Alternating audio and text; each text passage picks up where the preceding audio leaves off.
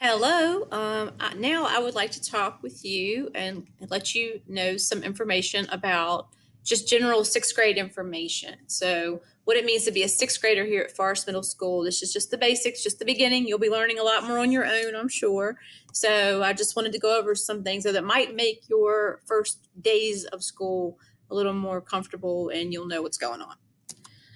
So the most asked questions we have, what do I do when I get here? So when you get here, you should be here by between 8:15 and 8:35 if at all possible. You should report to the gym or the cafeteria when you get here in that time. And once you go to the gym, you stay there, or the cafeteria, you stay there until teachers that are down there dismiss you. The first week of school, though, you will line up by home base, especially in the gym. If you go on to the cafeteria, they will have to just dismiss you, but the sixth grade teachers will pick you up from the gym. So there will be traffic cones, those orange traffic cones with our names on them. So whoever you have for home base, you will look for your teacher's last name on the cone, and you will sit in a line with other students in your home base behind the cone. And we'll do that for the first at least week until you figure out, where you're supposed to go in the morning. And lockers are going to be assigned to you today after you go through your moving up day schedule. You can practice opening your locker with your parents' help. That would be very helpful. And I like to assign them based on kind of like height, and so that you can reach the locker, be comfortable opening it, and see all the numbers like you need to. So that'll give you some time today to practice and know where those are.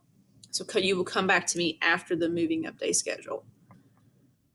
Getting lost is a big concern for sixth graders. Our school seems sort of big at first, but once you go through the halls a few times, you really realize it's not that big of a school. You would walk through your schedule today if you want to make sure you get that firm as far as where to go and follow it in order. That's helpful. And always keep a copy of your schedule in your binder, because if you're going up to a teacher in the hallway that doesn't know you and you don't have a copy of that schedule, then they're probably going to tell you to go back to home base and talk to your home base teacher, because we can look you up in the computer, or one of your teachers that you have, because we'll have to look it up to see. So it's a good idea to have a paper copy, maybe take a picture of your schedule with your device. If you have a phone or some type of tablet, you can take a picture and keep that. But we can get your copy if you lose it, so that's okay. Some information, more information to know. The tardy bell will ring at 8:50, and we have students that come to class after 8:50 without a tardy slip, and we'll have to send you back to the office to get a tardy slip for that. But all buses usually get here unless they break down or something every now and then by 8:35. So car riders need to be here in time also, so try to get here at that time to go to your lockers and be in class on time. And when you arrive, like I said before, you go to the gym or the cafeteria if you want to have breakfast. And car riders are to be dropped off and picked up in the first loop out front that you come past. And the buses use the second loop, so we're not allowed, and cars are not allowed in the back entrance either. So you have a schedule that can look a little confusing because its classes are listed by quarter, especially your first and second period classes. So right now we're just paying attention to Q1. That's our first 9 weeks. And then we'll look at Q2 later in October, and Q3, Q4 on throughout the year. So right now let's just focus on Q1 classes till you get the hang of it. And if it says A or B, the first day of school is an A day. So that's the classes you would go to, and the second day of school is a B day, and it just alternates back and forth. So we'll be sure to keep up with that, right on our boards for you, so that you know what day it is. And it alternates, and that can change based on weather, and also just try to remember if you can. And usually it's on the school website too what day it is.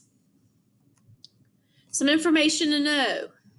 Also, you need to know about lunch. So you want to make sure you have money on your account today. If you do like to buy lunch, make sure and you can go by the cafeteria today while you're here.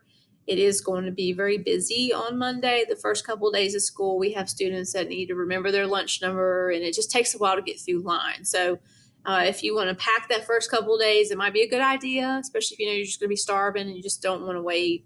And that way you go straight to the table and sit down and go ahead and eat. And then later on, if you maybe want to buy more, but it's going to be pretty busy. Our lunch is 11:45 to 12:10, and that is the beginning of our fourth period. So you'll be eating lunch with your fourth period teacher. So you want to make sure you take your lunch box with you. Either if you leave it in the room, you would carry it across the hall or stop and get it on your way to fourth period. And we're going to talk a lot about lunchroom rules and expectations on Monday. So that's something that we want to make sure everybody's on the same page as far as getting to and from lunch, how to treat our cafeteria, and go in there and just enjoy yourself, but we want to take care of things. And if you leave early or ride home with someone else, you both must have a note from a parent. And there's a transportation desk in the gym in the morning that will take care of that. So both of you would meet up there and take care of that.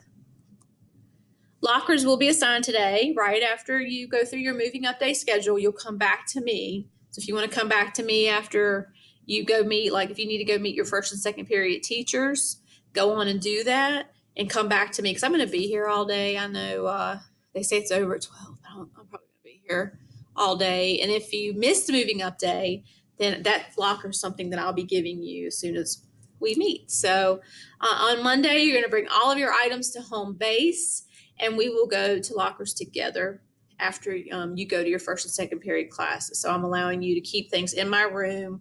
I'll lock it. Nobody's going to mess with your stuff in here, and you can make sure we just get it here and keep it safe for you because first and second period is going to come up pretty quick. And we're not going to have time to all go out, and some of you may be good at lockers at first, but some it's going to take some practice. So string bags are allowed to carry items throughout the day. CARRY, carry.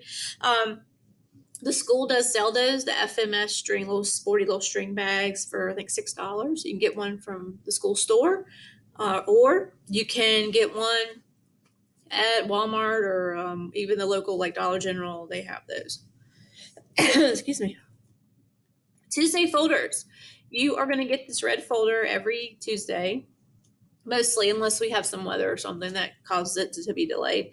We expect you to bring it back by Wednesday if you can, and we understand it might take a couple days depending on, if you have to wait for your parents to see it or something. We will give you FMS money for bringing those back.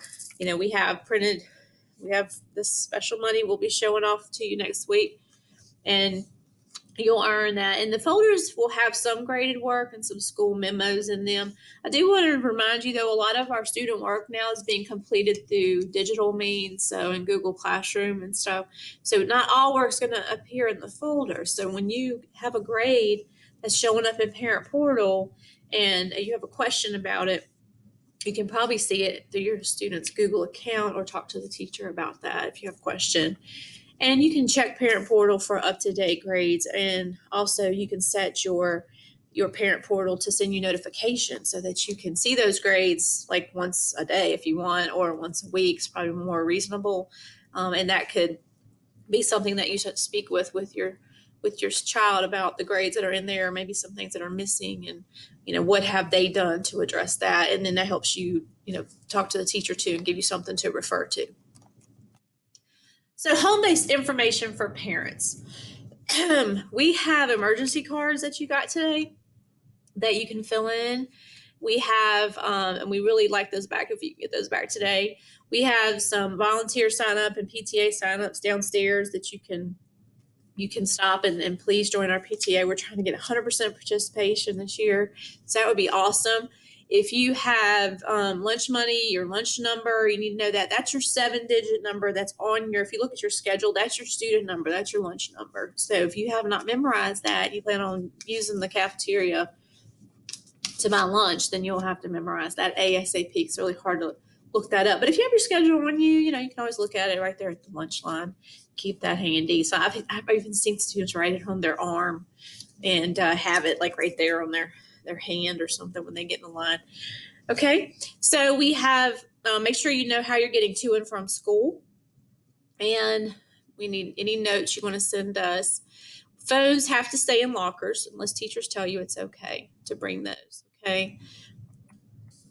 And make sure you go through your schedule And fun, we do have a fun Friday. We'll talk more about that next week with our kids. Let them know what that's all about. If you have any questions, just email me. I'll be happy to help you out. Thanks.